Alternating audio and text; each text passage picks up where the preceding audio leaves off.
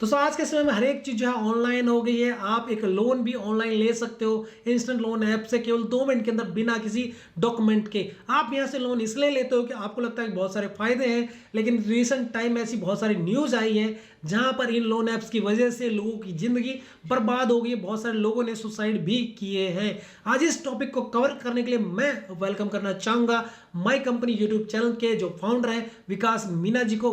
सबसे पहले हम जो है वेलकम कर लेते हैं विकास मीना जी का। नमस्कार विकास भाई, आप कैसे हैं? संदीप भाई, मैं बहुत ही औसम हूँ और आपके चैनल पर आपके ऑडियंस के साथ इंटरेक्शन करने के लिए तैयार हूँ। मुझे बहुत ही एक्साइटमेंट फील हो रही है आज आपके चैनल पर आकर के आपने मुझे यहाँ पर बुलाया, इसके लिए मैं आपका बहुत बहुत आभारी हूँ।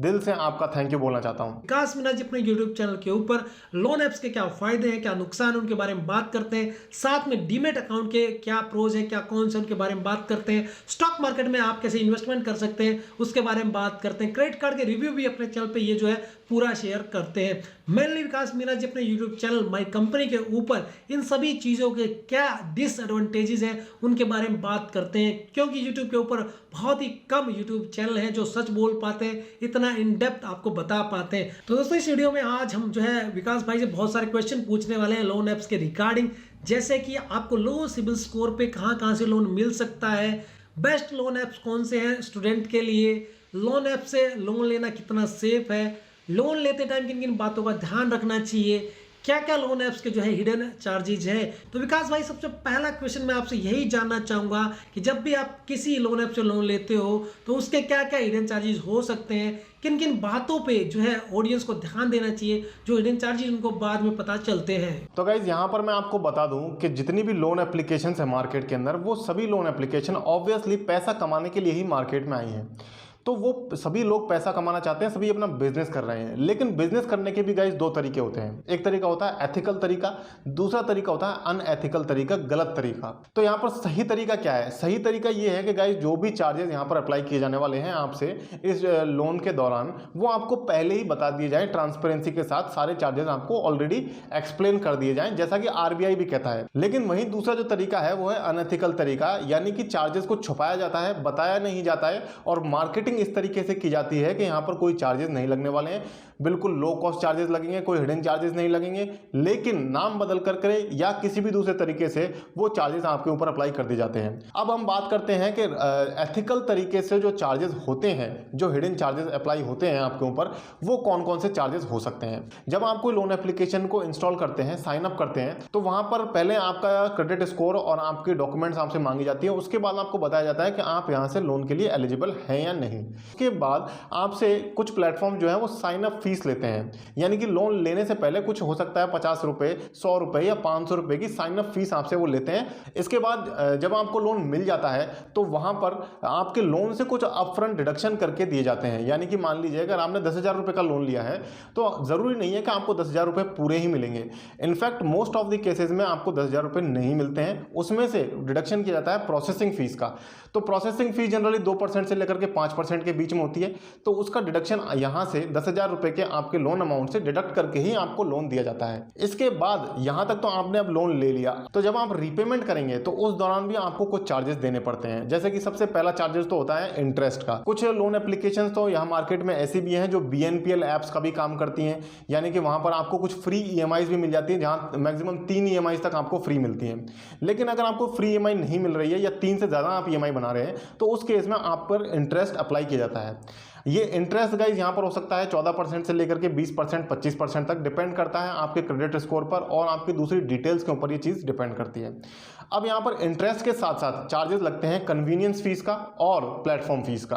कन्वीनियंस फीस का मतलब यह है गाइज कि जो लोन देने की फैसिलिटी आपको ऑनलाइन प्रोवाइड की जा रही है, घर बैठे प्रोवाइड की जा रही है, इंस्टेंट प्रोवाइड की जा रही है, इसके लिए कुछ लोन प्लेटफॉर्म्स आपसे कन्वीनियंस फीस चार्ज करते हैं। इसके अलावा प्लेटफॉर्म फीस भी ये लोग चार्ज करते हैं। जो लोन देने का जो इनकी जो पूरी टीम काम कर रही है उसके नाम पर ये कुछ फीस आपसे लेते हैं, उसको प्लेटफॉर्म फीस कहते हैं। अब इसके बाद भी गाइस कुछ चार्जेस आप पर लगते हैं। अब ये जो चार्जेस है डिपेंड करता है कि आप आपकी रीपेमेंट किस तरीके से करते हैं। कहने का मतलब अगर आप टाइमली रीपे कर देते हैं, ड्यू डेट से पहले आप सारा पैसा जमा कर देते हैं, तो वेल एंड गुड है, आपके ऊपर कोई एडिशनल कॉस्ट नहीं लगेगी। लेकिन जहां आप लेट कर देते हैं वहां इन लोन ऐप्स की या इन क्रेडिट कार्ड्स की या जो भी जितने भी प्लेटफॉर्म्स है मार्केट में, इनकी लॉटरी लग जाती है वहां से। क्योंकि गाइज यहां से ये लोन एप्लीकेशन आपके ऊपर चार्ज के ऊपर चार्ज अप्लाई करना स्टार्ट करते हैं। सबसे पहले तो आपके ऊपर बाउंस चार्ज लगाते हैं।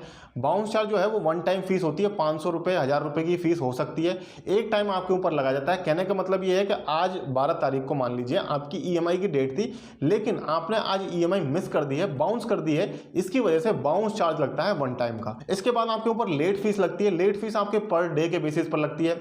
कुछ लोन एप्लीकेशंस मार्केट में अच्छी हैं, ट्रांसपेरेंट हैं, जो क्या करती हैं कि एक अपर कैप देती हैं लेट फीस के ऊपर। लेकिन कुछ एप्लीकेशंस ऐसी है जो इसके ऊपर कोई अपर कैप नहीं देती, यानी कि जितने दिन आप लेट करते जाएंगे उतने ही दिन का आपका 500 रुपये पर डे का जुड़ता जाएगा, और यही आपके चार्जेस खत्म नहीं होते हैं। इसके अलावा इनके सबसे ऊपर जो आता है वो आता है ओवरड्यू इंटरेस्ट। अब ओवरड्यू इंटरेस्ट में क्या होता है कि अगर आपका पर्सनल लोन 15% की रेट से आपको मिला है तो ये ओवरड्यू इंटरेस्ट उसके डबल तक हो सकता है, यानी कि 30% तक का पर डे का इंटरेस्ट आपके ऊपर लग सकता है। अब ये जो इंटरेस्ट है ओवरड्यू इंटरेस्ट, ये लगता इस तरीके से है, मान लेते हैं आपके जो लोन का अमाउंट था वो 5000 रुपये था, लेकिन 5000 रुपये में से आप 2000 रुपये पिछली ईएमआई में पे कर चुके हैं और अभी 3000 रुपये का अमाउंट आपके ऊपर बकाया है। इस ईएमआई के अंदर जो आपका ओवरड्यू अमाउंट है वो 3000 रुपये का हो गया। तो इस 3000 रुपये के ऊपर जिस दिन आपकी ड्यू डेट थी उस दिन से लेकर के जब आप इस ईएमआई को इस रीपे करेंगे उस दिन तक का इंटरेस्ट आपके ऊपर लगाया जाएगा इस 3000 रुपये के ऊपर। इसलिए मेरी रिक्वेस्ट यही रहेगी आपसे कि आप जितने भी लोन लें केयरफुली ड्यू डेट का ध्यान रखिएगा और टाइम से पहले उसे रीपे कर दीजिएगा। इसके अलावा कई हिडन चार्जेस और लगते हैं, जैसे कि फोरक्लोजर चार्ज लगता है। कई एप्लीकेशन इसे चार्ज करती हैं, कई एप्लीकेशन नहीं करती हैं।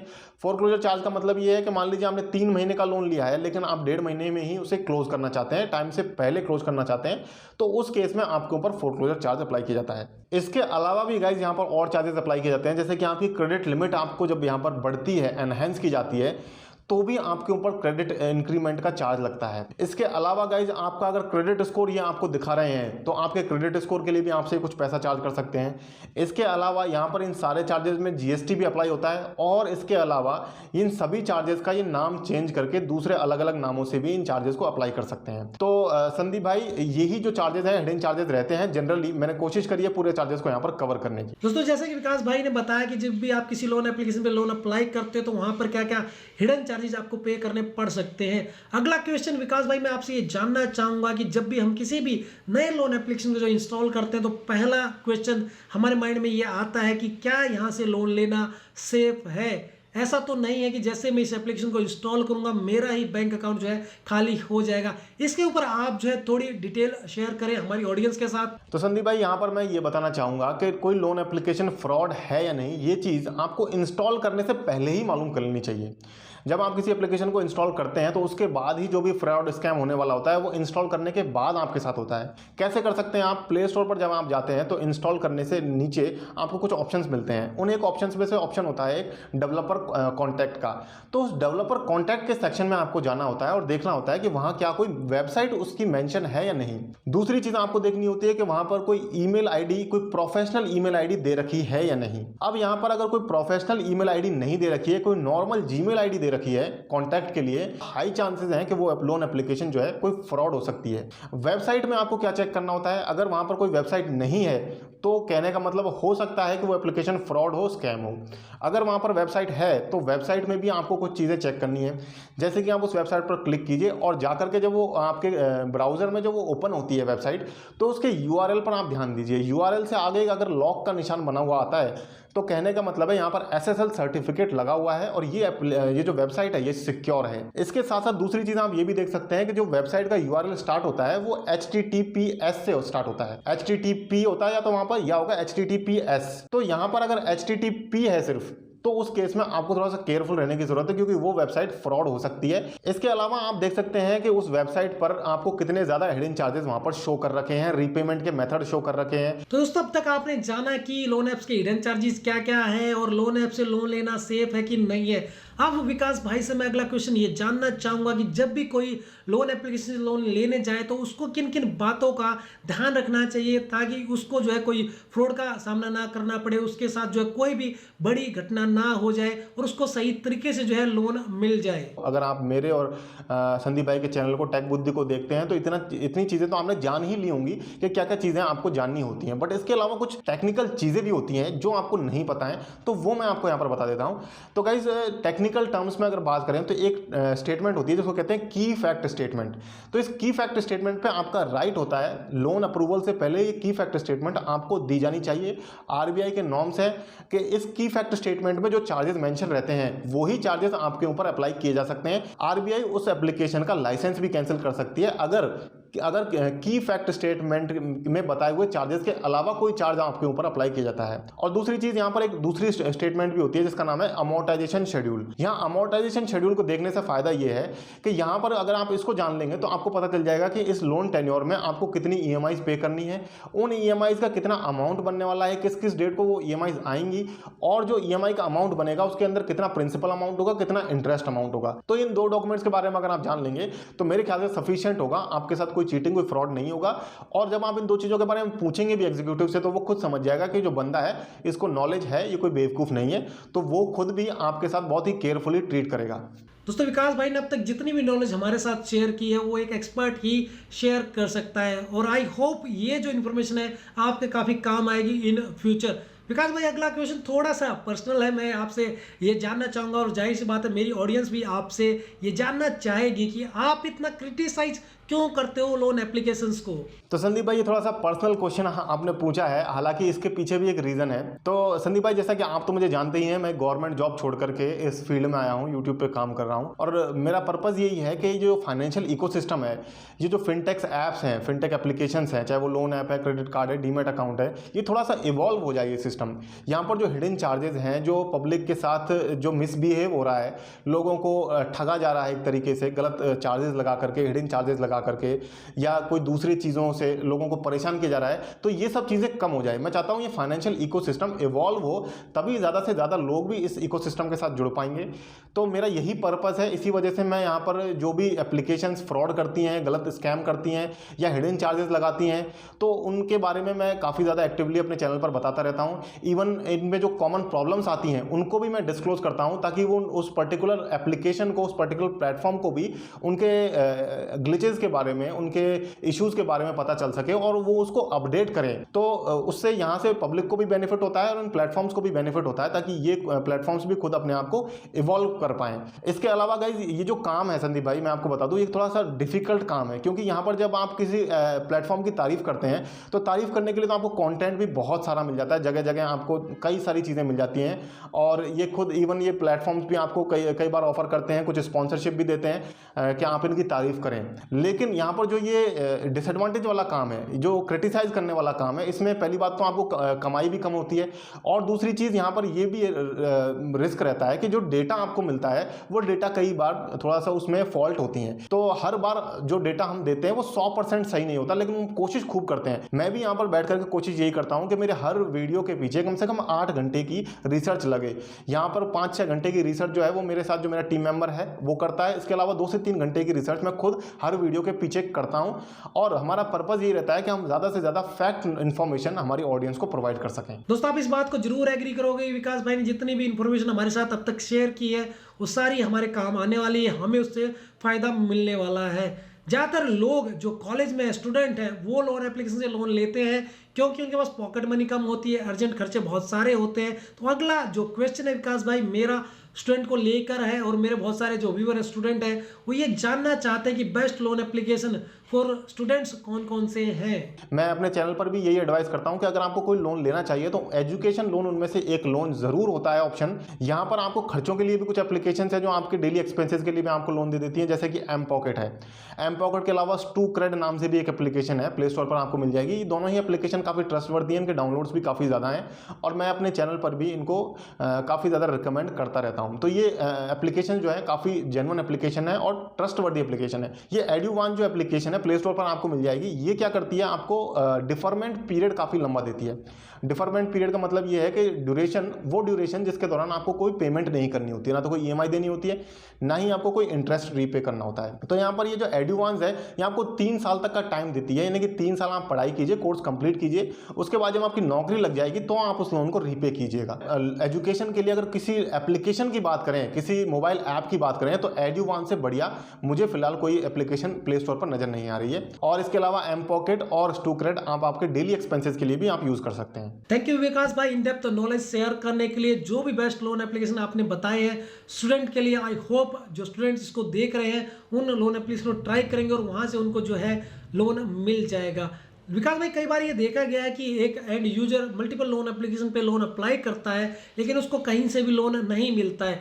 रीजन सिंपल ये होता है कि उसका सिबिल स्कोर जो है काफ़ी लो होता है, इसी वजह से उसको लोन नहीं मिलता है। अगला क्वेश्चन इसी से जुड़ा हुआ है, मैं आपसे ये जानना चाहूँगा, इनफैक्ट जिन लोगों का लो सिबिल स्कोर है वो भी आपसे ये जानना चाहेंगे कौन से बेस्ट लोन एप्लीकेशन है जहां पर आपको लो सिबिल स्कोर पे जो है लोन मिल जाता है 2022 के अंदर। तो संदीप भाई ऑनेस्टली अगर बताऊं तो गाइज यहाँ पर लो सिबिल स्कोर वाले को लोन कोई भी नहीं देना चाहता है। लो सिबिल स्कोर का मतलब ये है कि आपका रिपेमेंट का बिहेवियर अच्छा नहीं है, आपने कभी कोई डिफॉल्ट किया है, तो ऐसे रिस्की लोन्स कोई भी नहीं देना चाहता है मार्केट में, क्योंकि जितनी भी लोन एप्लीकेशन है सब पैसा कमाने के लिए बैठी है, जैसा मैंने स्टार्टिंग में भी बताया था। तो यहाँ पर सबसे अच्छा मेथड आपके लिए है कि अगर आपका सिबिल स्कोर लो है तो आप पहले अपने सिबिल स्कोर को इंप्रूव कीजिए। वो आप कैसे कर सकते हैं? आप कर सकते हैं, आप छोटे अमाउंट के लोन लीजिए, आप मिक्स क्रेडिट लीजिए, कहने का मतलब सिक्योर्ड लोन भी लीजिए, अनसिक्योर्ड लोन भी लीजिए, और छोटे छोटे अमाउंट के लोन लेकर के पहले आप उनको रीपे कीजिए। इससे आपका क्रेडिट स्कोर सुधरेगा। इसके अलावा अगर आप क्रेडिट कार्ड्स यूज करते हैं तो आपकी क्रेडिट लिमिट का भी आपको ध्यान रखना होता है। आपकी जो क्रेडिट लिमिट होती है, मान लीजिए 50,000 की आपकी क्रेडिट लिमिट है, तो आप उसमें सिर्फ 40% ही मंथली यूज कीजिए, यानी कि 20,000 रुपये ही हर महीने उसमें से निकालिए और उसको टाइम से रीपे कर दीजिए। इस तरीके से आपका जो ओवरऑल क्रेडिट बिहेवियर है अगर वो सुधरता है तो आपका क्रेडिट स्कोर भी धीरे धीरे इंप्रूव होना स्टार्ट हो जाता है और उससे आपको फिर आगे लॉन्ग टर्म में हायर अमाउंट के लोन भी मिल जाते हैं। लेकिन फिर भी अगर मैं आपको कुछ एप्लीकेशन सजेस्ट करना चाहूँ तो गाइज यहाँ पर जो पॉपुलर एप्लीकेशन है प्ले स्टोर पर वो है मनी व्यू के नाम से है, कुछ एक क्रेडिट बी के नाम से भी एक एप्लीकेशन है, इसके अलावा पेसेंस भी है। तो ये तीन जो एप्लीकेशन है इन एप्लीकेशन से आप ट्राई कर सकते हैं, मनी व्यू, पेसेंस और क्रेडिट बी। यहाँ पर जो पॉपुलर P2P लैंडिंग प्लेटफॉर्म है जैसे कि 12% क्लब है जो कि भारत पे का सपोर्टेड प्लेटफॉर्म है, तो 12% क्लब को आप ट्राई कर सकते हैं। इसके अलावा दूसरा एक एप्लीकेशन भी है फेयर सेंट के नाम से, इसको भी आप ट्राई कर सकते हैं। तो दोस्तों आई होप विकास भाई ने जितने भी लोन एप्लीकेशन आपको बताए हैं लो सिबिल स्कोर पे जहां से लोन मिल सकता है वहां से आपको जो है इन फ्यूचर लोन मिल जाएगा। इस वीडियो के अंदर विकास मीना भाई ने बहुत सारी ऐसी इन्फॉर्मेशन शेयर की है, अगर आप लोन एप्लीकेशन लोन लेते हो तो आपका फायदा जरूर होने वाला है।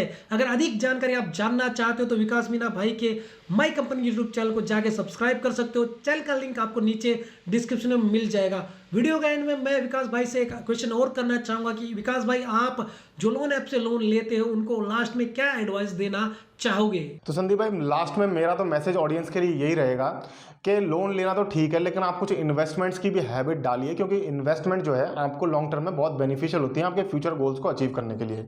लेकिन अगर आप लोन लेते हैं, आपको कोई दिक्कत फंसी हुई है जिसकी वजह से आप लोन लेते हैं तो आप ले सकते हैं, लेकिन इसे हैबिट मत बनाइएगा कभी भी।